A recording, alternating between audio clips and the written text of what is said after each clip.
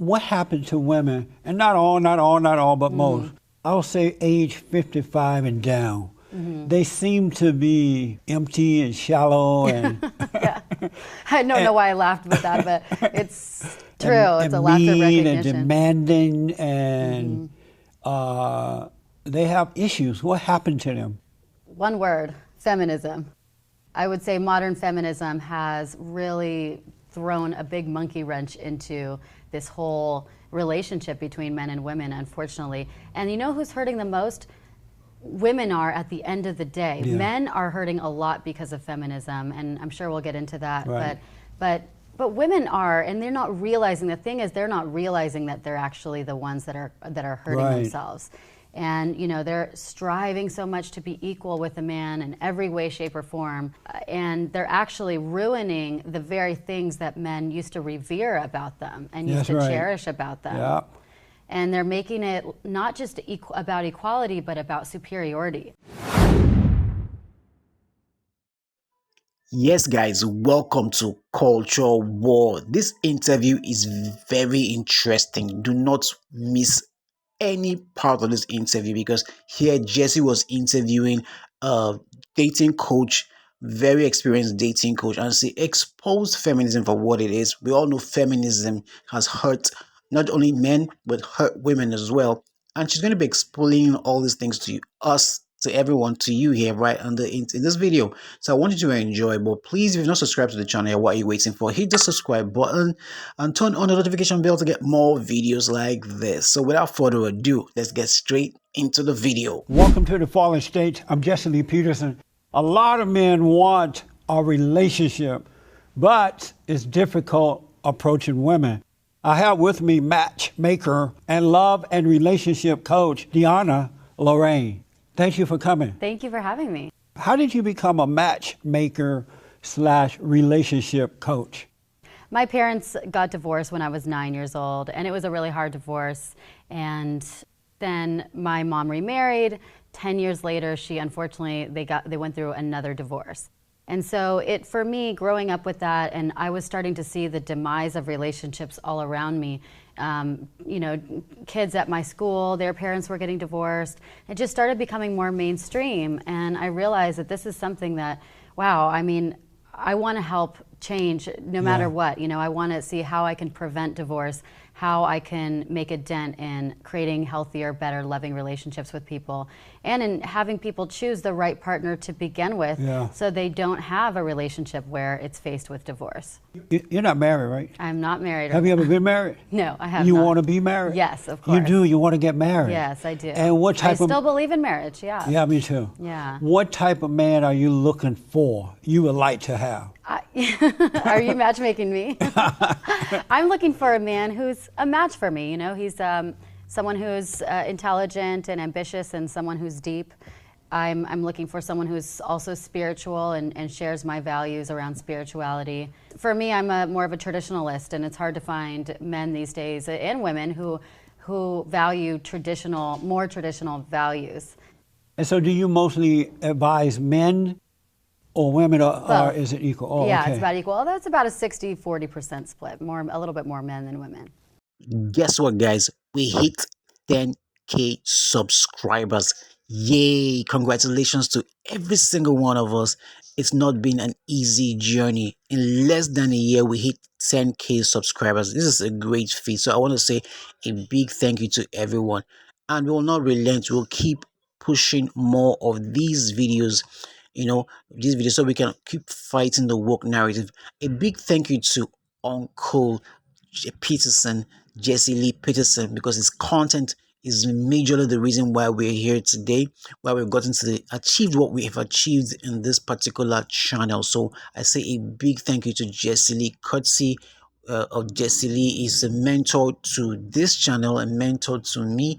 So I love him so much, and I love his content, and it's been a blessing to me, and I know it's going to be a blessing to my generation and the generations unborn. So I want to say a big thank you to all of us. So I don't want to waste the time, guys. I just want to say thank you and congratulations. Let's get back into the video. What do men tell you that they are looking for in a relationship? What exactly do they want? Well, most men want a relationship with, of course, physical attraction is important. And for men, because men are attracted visually first and foremost. Yeah. You know, I mean, and women are attracted by different things, but for men, it's visual first and foremost. That's important. So I can't undermine that. Women need to, you know, look a certain way and be presentable and show that there's beauty and vitality there for a man to be attracted. Yeah. But beyond that, what I'm saying actually now is interesting. The tide's changed a little bit. Before, there was a book called Why Men Love Bitches. I'm sure you knew. I'm sure you remember that book. It was really Yes. popular. Yep. And you know, it was all about giving men the chase and the challenge and being bitchy and everything.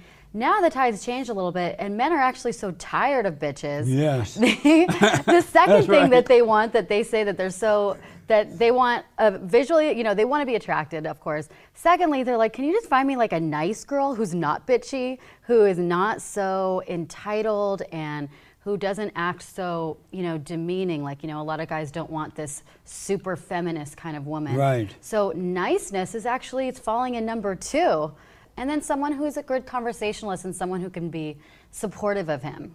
What's a good conversation for a man with a woman? You know, a conversation that has some level of depth to it, and you know, you can talk about current events without her not knowing anything that's going on in the world. Yeah. And also conversations that don't end in this kind of combative one-upmanship that a lot of women like to seem to present these days with men. A man just wants to feel, at the end of the day, a lot of times supported and, you know, and empowered and have conversations that are inspiring and that leave feeling good rather than leave feeling like, you know, they're competing with someone. What happened to women, and not all, but most, I'll say age 55 and down. They seem to be empty and shallow and Yeah. I don't know why I laughed with that, but it's true. and It's a lack of mean recognition. and demanding, and they have issues. What happened to them? One word, feminism. I would say modern feminism has really thrown a big monkey wrench into this whole relationship between men and women, unfortunately. And you know who's hurting the most? Women are, at the end of the day. Yeah. Men are hurting a lot because of feminism, and I'm sure we'll get into that. Right. But women are, and they're not realizing. The thing is, they're not realizing that they're actually the ones that are hurting Right. themselves. And you know, they're striving so much to be equal with a man in every way, shape, or form, and they're actually ruining the very things that men used to revere about them and used That's to right. cherish about them. Yeah. And they're making it not just about equality, but about superiority. I want to be superior to you, Yeah. or I want to be successful at the expense of you. That you is know, so that true. someone has, they turn into a zero-sum game, and someone has to be superior. The women think it's them, or they're taught that it needs to be them. You know, with all this "women is the future" rhetoric, and you know, what kind of a man finds that attractive? That's you know, right. let me date like someone who wants to be my boss or someone who wants to be better than me. They compete all day long in the workplace. Why do they want to come home to a relationship that a woman is demanding and demeaning like that also? Do women know that they are the problem for the most part? That's the thing, most of them do not. They do And in not fact, know. I will probably lose most of my female friends after hearing this interview. And I find, you know, women, not only do they not realize it, they don't want to hear it. When I present this argument to women, you become the black sheep with Yeah. women. They don't want to hear it. They don't want to hear at all that they have anything to do with their current state of singledom. And why is that? Well, a lot of it is because what they're taught.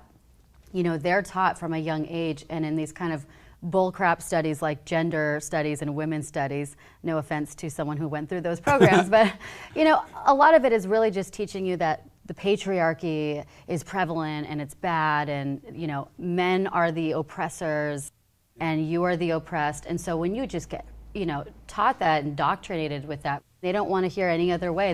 They hear this gender wage gap. That's they can't amazing. see that they're actually the ones perpetuating this animosity between men and women, because that's what it's become. It's not just Sure is. we became equal to men a long time ago, and now it's turning into this very competitive state of animosity. We're supposed to be friends. We're not supposed to be enemies. That's right. How else have they hurt the man and woman relationship? Are there other things they've done? Oh, yes. they have stamped out or tried to stamp out what beautiful gifts men have to offer that are unique. Yeah. The differences between men and women are beautiful, and they were designed that way for a reason. That's right. Right? Yeah. And, you know, men by nature, you know, part of what their gifts are is they tend to be protective. They tend to protect those things that they care about and that they love. That's so true. Right? Yes. They are born that way. It's not, they're not acting out. It's, it's in their nature to be that way. And it's a beautiful thing. And they also tend to want to provide, give some sort of providership. You know, they kind of want, it makes them feel good intrinsically to take care of and to provide and be kind of the man, you know. And women have been taught not to let a man provide for you or take care of you. Right. It seems they have been made to believe it's like a put down, as though the man thinks he's better than the woman, and that's not the case at all. Right, exactly. It's so funny. He feels good doing it, and it's out of love and it's out of care. Another thing is that men, you know, have historically done all the dirty jobs, you know, the jobs that no one talks about, working in the oil rigs. That's right. You know, just risking their lives every day in the military, at war. Working on cars. Working on cars. I would never, ever, ever, but never date a woman that works on a car. You know, if I even said that, it's a man's job, you know how much flack I would get? But it's true. It's a man's job. You know, yeah. And then when a man works on a car, they, you know, where is at a shop or somewhere, he leaves, he's sweaty. Covered in oil. And, right. Who would want a sweaty, odor-smelling woman to come home? Right. You know, you don't want that. You want a woman beautiful, and smell good, and look good. Yeah. But it wasn't because men wanted to oppress women. Nothing like that. It wasn't because men wanted to have power and control over women. It's because they were trying to shield women from these dirty jobs and from these very, very savory, very risky, and sometimes even really dangerous jobs. And women don't understand that. If you ever catch me with a woman that works at an automobile company or something, I want you to counsel me. I will. Something has gone wrong. I will come. I'll do an intervention at your house. You did something that I saw one of your videos, and you said something that was so interesting to me. Okay. A lot of men are shy. Yes. And they're not able to just approach a woman and talk to her as though she's a human being. Yeah, they have approach anxiety. Right.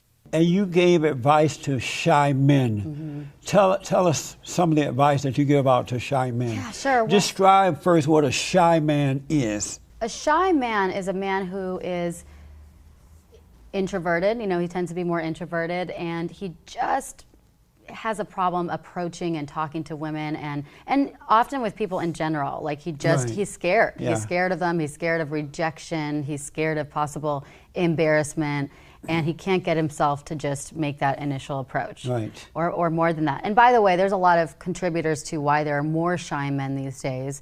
There's, you know, we live in the era of video games and porn and so many different distractions, and it has this effect of having guys have, you know, their social skills have waned. Yes. You know, right. they live in fantasy most of the time. They don't need to develop their social skills. Then when they have to go out in the real world and, God forbid, approach a woman, they're so scared. You know, it's like that is so true. They really think of it as a fear, you know, and it gets very scary for them. So I have to kind of tell them, first of all, reprogram their thinking a little bit, their brain, and have them reframe what they think of women as. You know, you see a lot in movies, like a guy will go up and hit on a woman and she doesn't like it and she like slaps him or throws a drink on him. And I have to say, guys, this does not happen in real life. That's right. You know, it doesn't happen. And, you know, and I have to get them to think of women as, again, as friendly and not your enemy. And also that, you know, look, it is the initial first step of the mating game. Yeah. Men are just required to do that initial effort. And women see that as an initial test of his strength and courage. Right. Does he have enough cojones to even come up, you know, and just say hi to me and break the ice? If he doesn't have that, then what kind of a man, how can he handle other stress in life that are just way worse than that? They should be willing to do that anyway, because once you face that fear, it moves you forward in life. It moves you forward. Yeah. And there's so many, when I get my guys to overcome their fear of approaching women, there's so many other improvements that happen in their life as a result, because they start becoming more fearless. That's right. And then each act of courage kind of builds on the next act. and they start That is so developing true. true core confidence and inner strength.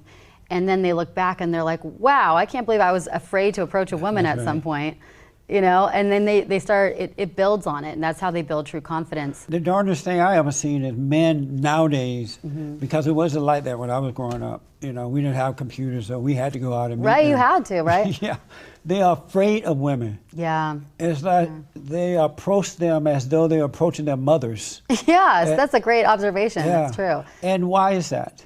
Well, again, it's a lot of it is the lack of social All that stuff skills, that come right? with it, yeah. Another thing, again, I had to blame the woman, but it's, you know, a lot of feminists, they get upset if a guy approaches them or something, and they're trying to, you know, they're so quick to call a man like sexual assault or harassment, yeah. something. So these days, a lot of guys are actually literally afraid that they're going to get sued or Yeah. have sexual harassment filed on them or something. That's amazing. It is amazing and very sad too. I'm like, women, do you understand that like you're never going to have a husband if you are going to tell guys it's wrong to just approach you? That's You know, right. you're going to wake up at 50 one day and say, oh my God, why aren't men hitting on me? You asked them not to. So, other than the physical, what is the difference between men and women? As far as attraction goes.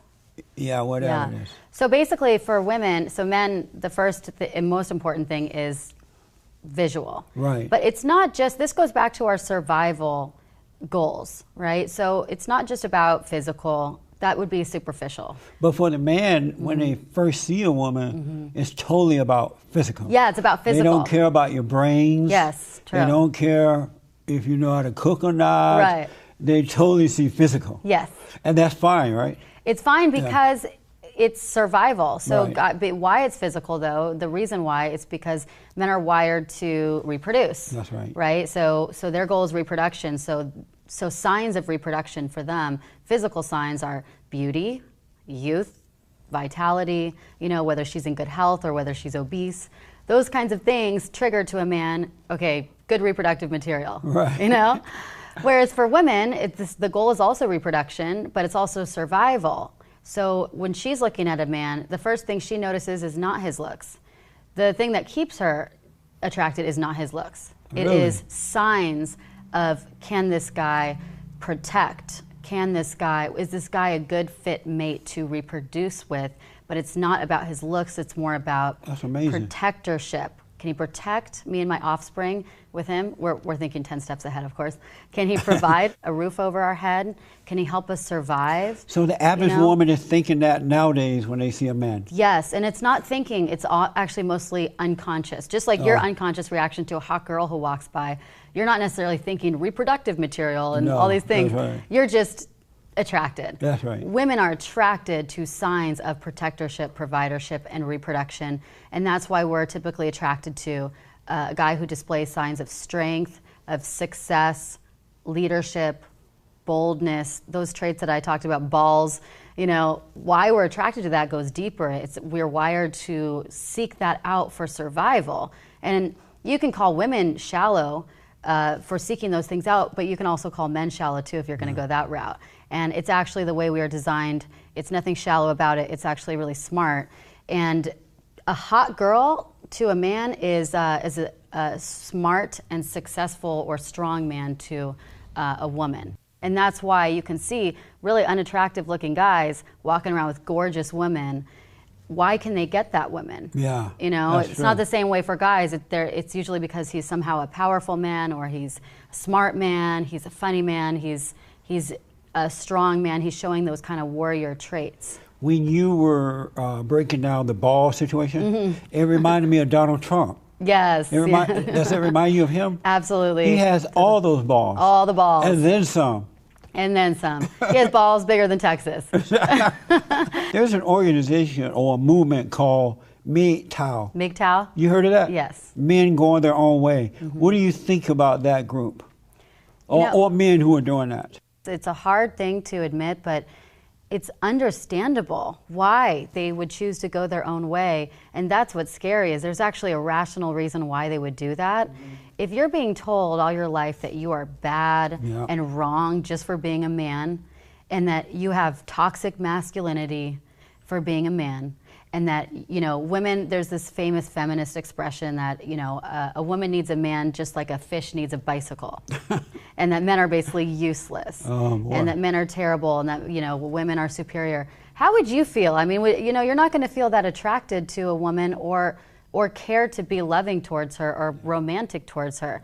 So this men going their own way movement is a reaction to that. I really think it's a rational reaction to that. Men are finally like, hey, we've given you all you want. You know, you are equal in every way, and then you're still shaming us. Yeah. So for a lot of the men, and a lot of them have gotten screwed over in terrible relationships and divorces, and gotten their kids taken away from them. So it's an understandable response. Now, I do think there's another option, though. There's a third route. I don't think they need to just hang up the shingle on women and quit women altogether. That's not being part of the solution. There's a lot of women out there that still are more traditional women, that they are good women. They love men, they respect men, they appreciate the differences between men, and they're out there. You know, it's not right to put all women in this one basket. I think men, rather than going so far crazy on this thing, I think men need to look at their weakness and overcome their weakness and start dealing with women in the way that a man should deal with a woman. Right. Then they wouldn't end up in these bad situations. Exactly. Rather than running away from it. Exactly. And, you know, that's why I created this balls program. Sorry to keep saying, but, you know, it's because a lot of guys think this, they buy into this myth that, oh, well, nice guys finish last, and I have to be this jerk in order to attract women. I can't be nice because every time I'm nice, I'm screwed over. That's not true. It's not true either. You know, again, what you said, a lot of times they might just not be understanding certain, you know, elements about women, that you can be nice, you should be nice. Any sane woman wants a nice guy, but also backed up with boldness and balls and, you know, doing certain masculine things that women respect. The niceness that you're speaking of is, because niceness is a weakness, but the one you're talking about is not the weak one. Kindness. Be a man, but Any sane woman wants a man who's a gentleman and who's a kind man, who's a loving man, who's a good man. Yeah. You know, we want a good man, but one who also we respect. A lot of guys who fall into that too nice category, what they call the beta guy. Yes. What they do incorrectly is they rely only on their niceness. And in fact, they can be a bit manipulative deep down when I really press them on it. They're using niceness as like their trump card. They're using niceness as a technique because they think that's going to win women over. And that's all they got. That's the only card they have in their deck. They're not making her laugh. They're not having fun. They don't know how to be bold. They don't know how to flirt. So yeah, of course that's going to be conveyed as boring. And if they're not enforcing their boundaries at all, then they're allowing themselves just to get walked over by women. in a marriage. Oh, let me ask, what is love? What is love? What is love? I think love is mutual respect and it's a decision. I mean, first and foremost, it's a feeling. You know, it's a feeling that you are attracted to this person and that you feel passion for this person and care. Is that a fake love? I mean, that's the thing that brings you together, but it doesn't last. Yeah, that's where, you know, it starts with a feeling and then it lasts with a decision. Okay. It's a commitment. It's a decision to commit to each other and stay in love. Even when you don't feel love sometimes, or some days, or for some couples, some months will go by where they don't feel that feeling of love, but the decision that you love, that you respect and care and love this person so much that you're going to be together, you're going to stay together. And love takes work. It also, by the way, you can recreate those feelings of love and that honeymoon feeling of passion. You can create that over time. A lot of people have this myth that it goes away after a couple years. It doesn't have to go away. I noticed that a lot of men are spending money on women that they're dating. And they sometimes allow a woman to come live with them, or they go live with her. They buy cars and clothes for the woman and take her on trips. Personally, I think that's the wrong thing to do because it's not your wife. Yeah. And then you're setting the woman up to use you. Right. Because she's learning about you based on material things and not who you really are. Right. And so I think that the best you should do for a woman while dating is buy a nice little dinner, you know, at McDonald's or Jack in the Box or maybe go to a movie. Do you think men should be spending money on women prior to marriage? I feel the same way about, do I think a woman should be kind of giving up all her goods prior to marriage? No, right. No, I don't think so. I think there's certain perks that happen in the marriage or in a space of commitment. And I think that a man should do things that are, you know, a fit to his lifestyle. Right. If he normally goes out to nice dinners or travels or something, then it would feel fitting to take her along with him. Really? And should he pay for it? I think that, you know, it depends on the income differential, but that's part of the risk in love. You know, that's part of the risk that happens before a committed relationship or marriage. You both are kind of risking. You're risking emotions. You're risking and investing money. You know, you're risking and investing things, and she's risking and investing her body, and so is he. Oh, Lord. So you can't get a refund for the sex, you know, if you break up. And that's why I think you should reserve some things too for marriage, so that you don't get bitter afterwards and say, well, I did all this with the expectation that you were not going to dump me. Because again, what's the perk in marriage then if you're doing everything that you would normally do That's right. as a married couple but without marriage?